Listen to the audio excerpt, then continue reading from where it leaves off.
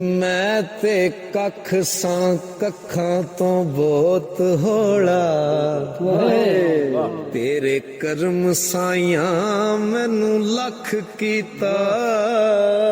ਮੈਂ ਤੇ ਕੱਖ ਸਾਂ ਮੈਂ ਤੇ ਕੱਖ ਸਾਂ ਕੱਖਾਂ ਤੋਂ ਬਹੁਤ ਹੌਲਾ ਤੇਰੇ ਕਰਮ ਸਾਈਆਂ ਮੈਨੂੰ ਲੱਖ ਕੀਤਾ। ਤੂੰ ਤੇ ਲੱਖ ਕੀਤਾ ਉਹ ਮੈਂ ਲੱਖ ਹੋ ਕੇ ਤੇਰੇ ਵਾਸਤੇ ਕੋਈ ਨਹੀਂ ਕੱਖ ਕੀਤਾ। ਤੇ ਵੱਡੇ ਜਿਗਰਿਆਂ ਵਾਲਿਆ ਮਿਹਰਬਾਨਾ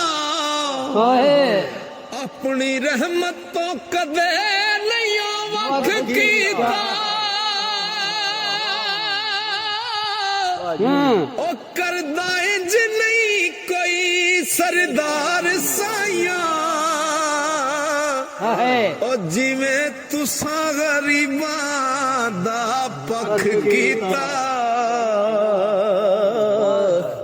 ਜਿੰਜ ਤੁਸਾਂ ਗਰੀਬਾਂ ਦਾ ਪੱਖ ਕੀਤਾ।